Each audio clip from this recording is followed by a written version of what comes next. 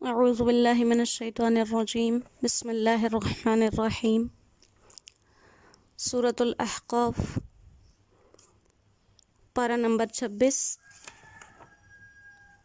آیت نمبر 27، رکوع نمبر 4۔ آج کا سبق ہے وَلَقَدْ أَهْلَكْنَا، اور ہم نے ہلاک کر دیے،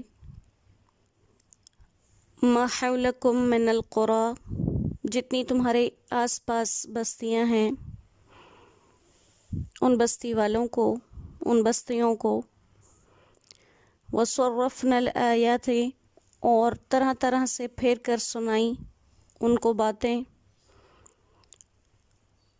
لَعَلَّهُمْ يَرْجِعُونَ، کہ وہ لوٹ آئیں۔ فَلَوْلَا نَصَرَهُمُ الَّذِينَ، پھر کیوں نہ مدد پہنچی ان کو ان لوگوں کی طرف سے، الذین، ان لوگوں کی طرف سے، اتخذوا، جن کو بنا لیا تھا، معبود، من دون اللہ، اللہ کو چھوڑ کر، قرباناً، درجے پانے کے لیے، آلہتاً، معبود، جن کو اللہ کے سوا معبود بنا لیا تھا اونچے درجے پانے کے لیے، بل ضلوا عنہم، بلکہ وہ گم ہو گئے ان سے، وذالک افکہم، اور یہ جھوٹ تھا ان کا، وما کانوا یفترون، اور جو خود یہ باتیں بنا رہے تھے۔ صدق اللہ العظیم۔ سورہ احقاف میں توحید اور قیامت کے بارے میں تذکرہ چل رہا تھا، جس کے ضمن میں آپ صلی اللہ علیہ وسلم کی نبوت، پھر اس نبوت کو ماننے والے اور اس کا انکار کرنے والے لوگوں کا بھی تذکرہ آیا۔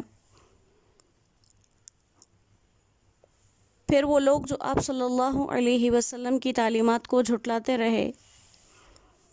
ان کے ذکر کے بعد آپ صلی اللہ علیہ وسلم کی تسلی کے لیے گزشتہ انبیاء کی اقوام کا تذکرہ کیا، جن میں سب سے پہلے قوم عاد کا ذکر کیا اور اس کو تفصیل سے ذکر کیا۔ اب یہاں سے آگے چند اور قوموں کا تذکرہ ہے کہ جن پر ان کے کفر اور انبیاء کی مخالفت کی وجہ سے عذاب آئے اور وہ ہلاک ہو گئے۔ ان کی یہ اجڑی ہوئی بستیاں اہل مکہ کے سفر میں ان کے سامنے آتی تھیں، تو عبرت حاصل کرنے کے لیے ان کا تذکرہ کیا، اور جیسے قرآن کریم میں بار بار یہ بات کہی جا رہی ہے کہ وہ لوگ شان و شوکت میں، مال و دولت میں، بادشاہی میں اور ہر حال میں تم سے زیادہ بہتر تھے، اگر وہ انکار کر کے اللہ کی پکڑ سے نہیں بچ سکے تو یقیناً تم بھی نہیں بچ پاؤ گے۔ اسی لیے کہا کہ وَلَقَدْ أَهْلَكْنَا مَا حَوْلَكُم مِّنَ الْقُرَىٰ، تمہارے ارد گرد جتنی بھی بستیاں ہیں اپنے اسی کفر اور شرک کے سبب سے ہلاک کی گئیں، جیسے قوم سمود کو دیکھتے، لوط علیہ السلام کے قوم کو دیکھتے کہ یہ اہل مکہ کو شام جاتے ہوئے راستے میں یہ بستیاں نظر آتی تھیں، ان پر سے ان کا گزر ہوتا تھا، اور مکہ کے ایک طرف یمن آباد ہے، دوسری جانب میں شام ہے، اس لیے ما حولکم، یعنی کہ جتنی تمہاری آس پاس کا ذکر کیا، اور کہا کہ جو ہم نے ان کو ہلاک کیا تو اچانک سے ہلاک نہیں کیا کہ ایک دم سے عذاب آیا، بلکہ وصرفنا الآیات، ایک طرح سے نہیں بلکہ پھیر پھیر کر، کبھی ایک طرز پر کبھی دوسرے طرز پر ہم ان کو اپنی آیات سناتے رہے، کبھی نبیوں کے ذریعے معجزات دکھاتے رہے، کبھی براہ راست کتابوں کے ذریعے ڈراتے رہے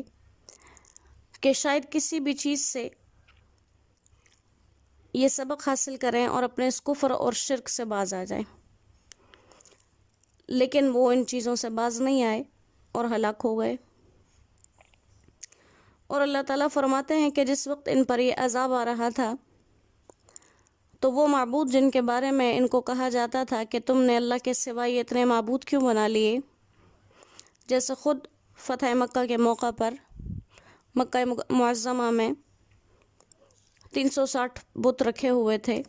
اور ہر ایک الگ الگ حاجت اور ضرورت کے لیے پکارا جاتا تھا۔ تو کہا کہ پھر جب یہ عذاب آ رہا تھا تمہارے وہ معبود کہاں چلے گئے جن کو تم نے اللہ کے سوا مضبوطی سے باندھا ہوا تھا۔ اور یہاں پہ کہا کہ قرباناً یعنی کہ درجے حاصل کرنے کے لیے۔ یہ اس بات کی طرف اشارہ ہے کہ جب کسی بھی کافر سے یہ بات پوچھی جاتی ہے کہ تم اللہ کو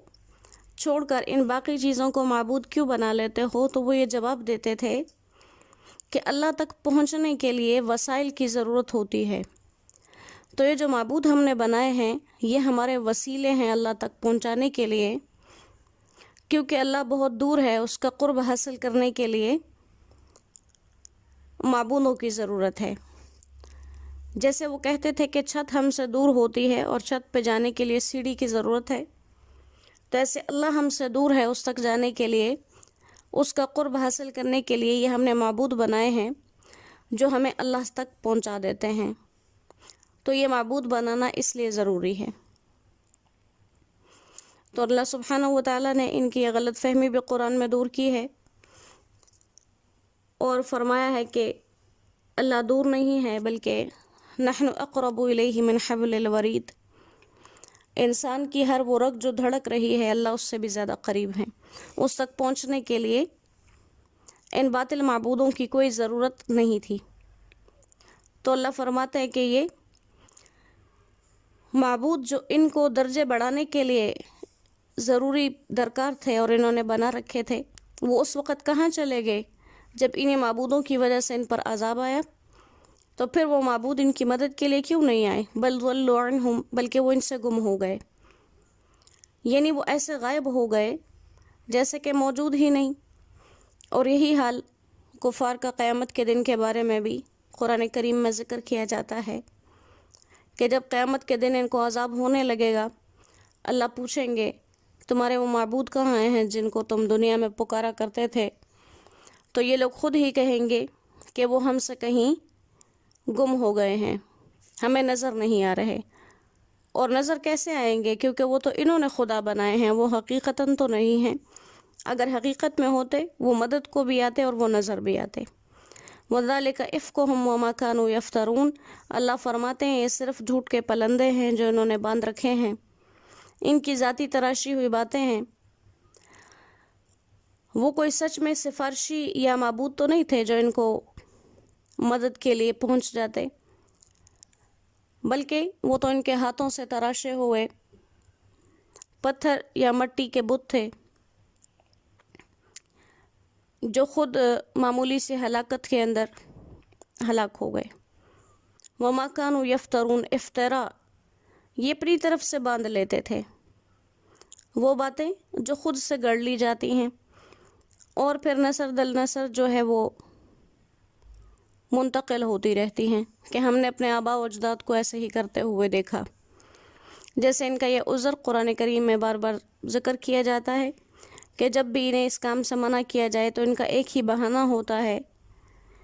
کہ ہم نے اپنے آباء و اجداد کو ایسا کرتے ہوئے دیکھا، اور اللہ ان سے فرماتے ہیں اگرچہ ان کے آباء و اجداد غلطی پر ہوں تب بھی یہ انہی کے پیچھے جائیں گے۔ لہٰذا کسی کام کے برحق ہونے کے لیے یہ دلیل کافی نہیں ہوتی کہ ہم نے اپنے آباء و اجداد کو ایسا کرتے ہوئے دیکھا۔ کسی کام کے برحق ہونے کے لیے ضروری ہے کہ وہ اللہ کے کلام میں موجود ہو،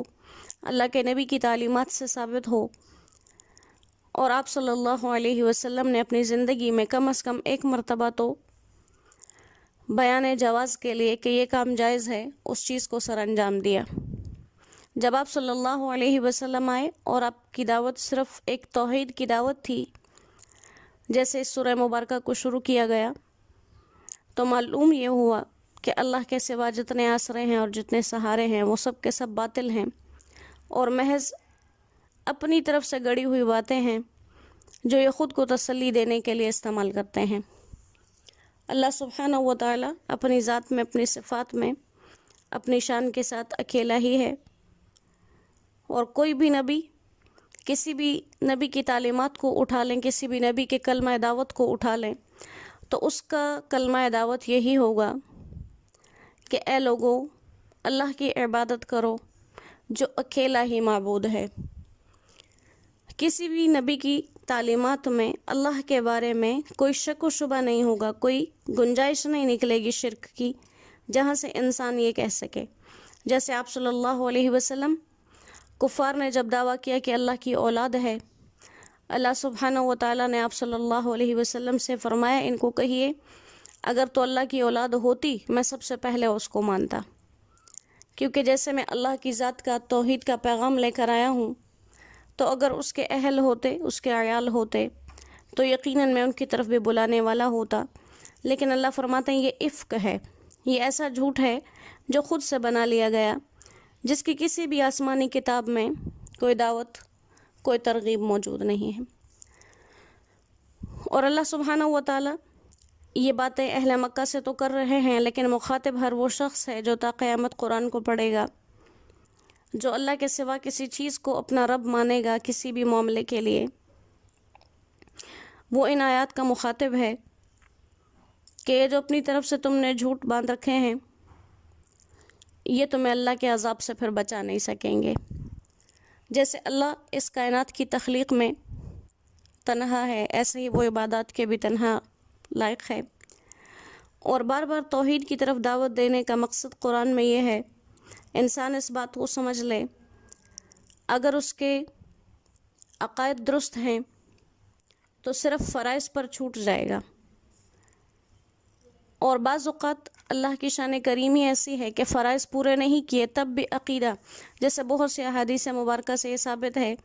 کہ اگر تم صرف لا الہ الا اللہ کی گواہی دیتے ہو تو اللہ کے عذاب سے چھوٹ جاؤ گے۔ تو ان کا یہی مطلب ہے کہ اگر تمہارا عقیدہ توحید مضبوط ہے، عبادات میں کمزوری ہے تو بخشش ہو سکتی ہے، لیکن تمہارا عقیدہ توحید ہی خراب ہے، جو جڑ ہے، جو بنیاد ہے مسلمان کہلانے کی، اس کے بعد تم ساری زندگی ایک پاؤں پر کھڑے ہو کر بھی عبادات کرتے رہو تو وہ تھکن تو ملے گی، لیکن نہ ہے اس عبادت کا کوئی اجر ہے، نہ ہی وہ اللہ کے نزدیک قبولیت والی ہیں۔ اللہ کریم ہمیں عقائد کی سلامتی عطا فرمائے۔ اور جیسے کہا جاتا ہے، علماء فرماتے ہیں شرک دو طرح کا ہے، ایک جو وہ ظاہر دیکھنے میں بھی شرک لگے، ایک وہ جو بظاہر دیکھنے میں تو شرک نہیں ہے، جس کو شرک خفی کہتے ہیں۔ تو اللہ کریم ہمیں ہر طرح کے شرک سے اور ہر طرح کے عقیدے کی برائی سے محفوظ رکھیں، اپنے اس کلام پاک سے تا قیامت اللہ ہمارے تعلق کو مضبوط رکھیں، پائیدار رکھیں، اور اللہ کریم اس قرآن کو ہمارے دلوں کی بہار بنا دے۔ وآخر دعوانا ان الحمد للہ رب العالمین۔ السلام علیکم ورحمۃ اللہ وبرکاتہ۔